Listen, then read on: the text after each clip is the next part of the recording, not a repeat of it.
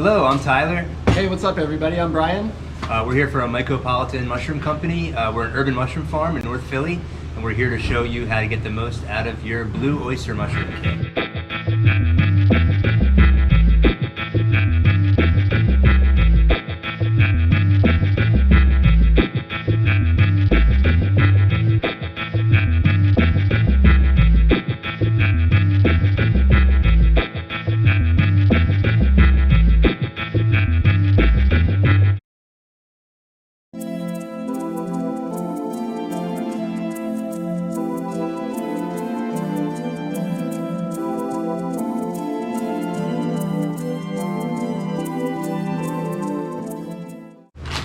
You should be holding in your hands at this point, or about to be holding in your hands, one of these kits is what we call them. So you'll find that there's, attached to your mushroom kit, there's a piece of plastic that we'll use as a humidity tent for later on. You can just remove that now. And this is what we're talking about. This is your mushroom kit. So what's inside of your kit, this is a matrix of hardwood sawdust, soy hulls, and gypsum held together by living mycelium. Now that's like the body of the fungus that produces the mushroom. So by the time you get it, it's ready to grow mushrooms, and that's what we'll get into. Now the kind of mushroom that we're going to be growing is an oyster mushroom. So what do oyster mushrooms and what do mushrooms in general need to grow? The most critical thing to understand is that mushrooms need humidity and they need fresh air.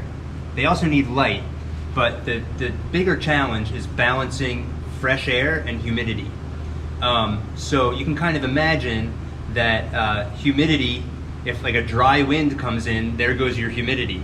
But if you have a really tight environment, it kind of gets swampy, there's not enough fresh air. So what you want is to create an environment where the area around your baby mushrooms and the growing mushrooms is humid and well misted and not drying out too much, but that there is still a little bit of air that is able to pass through, because mushrooms, like people, exhale carbon dioxide and they inhale oxygen. So just like you wouldn't want to put a bag over your head, we don't want our microclimate around the mushroom to be too stifled.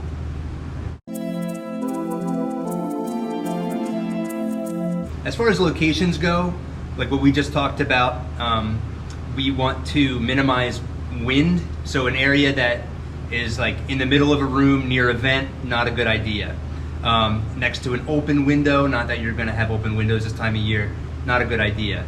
Really the best place for your mushroom kit, believe it or not, is in a bathroom, especially that has a shower, near a window, but not necessarily right in the window. And that shower you can use even just turning it on, a few seconds in the morning, a few seconds at night. If anybody's taking a shower, leave the kit in there. That's all gonna boost your humidity, right? Yeah, alternately, if nobody wants you to have oyster mushrooms growing in your bathroom, you can always, maybe somebody's freaked out by that, you can always use the kitchen counter. At that point, you're going to need to work a little bit harder to keep the humidity up. Yep. Now, here's a few household items you're going to want. First of all, you want a plate or just something waterproof to put your kit on top of, because you're going to be misting it, spraying water on it. You don't want to damage, a wood table or something like that. You're going to want a spray bottle, preferably something that's new, or if it had something in it before, something that was very non-toxic, that you can rinse out a bunch of times. Fill it with, tap water is fine.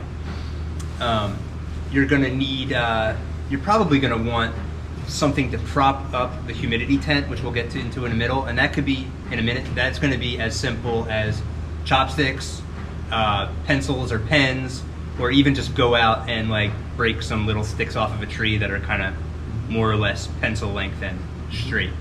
And you might also want like a hand towel or like a clean t-shirt, something clean that you can wet to help create more humidity. Cool, so let's talk a little bit more about, in close-up, what you're looking at in your bag and where to identify a place in order to cut to open up your bag and allow the mushrooms to start growing. So let's see if we got a good example here.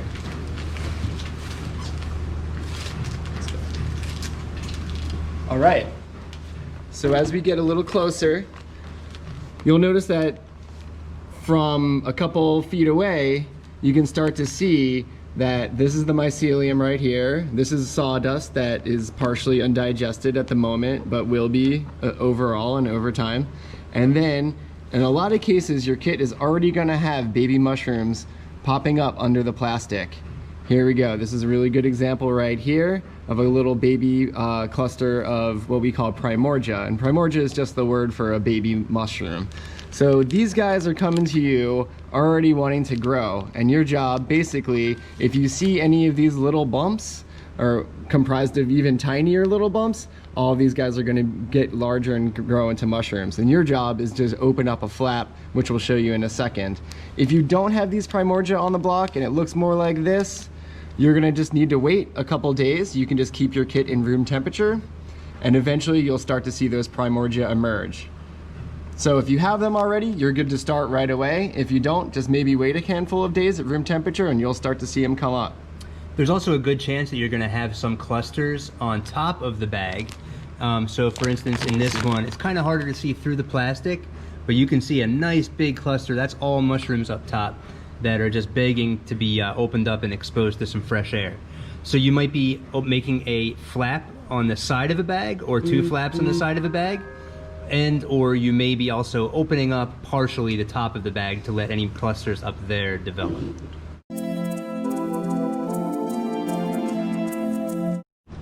All right, we are ready to cut a flap in our oyster kit. And this is the kit that was fruiting really nicely on the top there. See that big cluster? So it's really as simple as this. So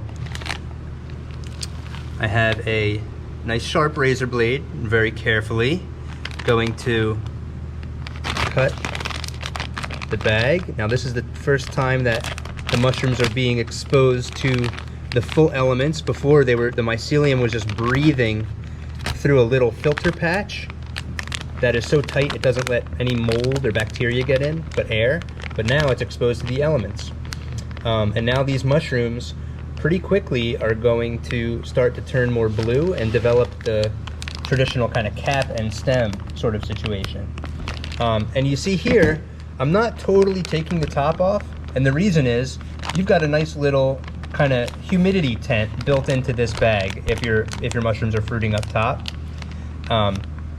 So it's really as easy as misting the inside of the bag, getting a little bit on the mushrooms. Now this spray bottle is it's a pretty heavy mist, so I'm only going to give it a couple squirts. If you have a finer mist, that's kind of the droplets are hanging in the air a little bit longer, you can give it a few squirts at a time. And so here we have a little humidity tent built in, but we're going to give it a little more humidity, and we are going to achieve that by getting our sticks out. Now, you can see I've got some little bamboo rods. This would be your chopsticks or your pencils or sticks from a tree.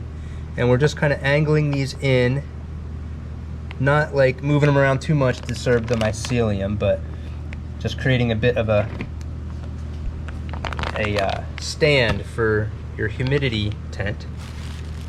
And here we have the little humidity tent that we included, I should say. And this humidity tent is just a thin piece of plastic sheeting. And so we're gonna take our spray bottle and mist that tent right away, really heavily, you know, big droplets on there. And we're just going to drape it over the kit like this. And we're gonna be really careful that we're not leaving the plastic hanging around, touching the mushrooms, right? It can get kind of close, but not too close. And we want to kind of tuck it in as best we can. And that would sort of look like this. And I can I can grab that and do a little pan, a little 360. So you can kind of see, you know, it's, some areas are a little more open. Some areas are a little more closed. And this type of situation is kind of ideal. It's going to give you that nice balance between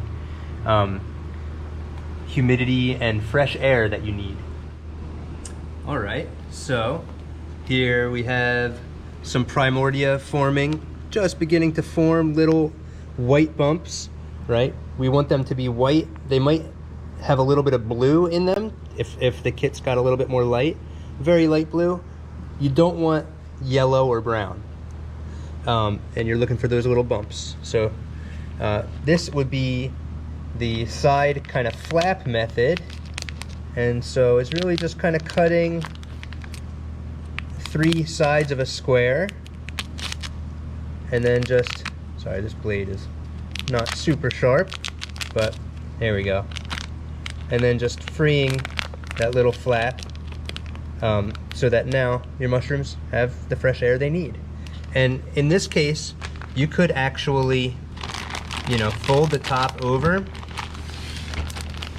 and try to tuck it under and use these sticks again to create a little stand for your humidity tent.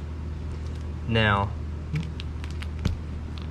you want this little flap. This little flap is helping to block the wind and create a little bit another area to hold mist to keep the humidity up. You don't want it to be sitting down. You want it to be up at least part of the way like that. And then same deal. Take your humidity tent, just give it a good mist all over on the side that you're putting down, and then just draping it right over there and sort of tucking it in. And you can always move the sticks around too as needed to get them in the right position. Like this one might do better a little bit like that. Yep. So there you go.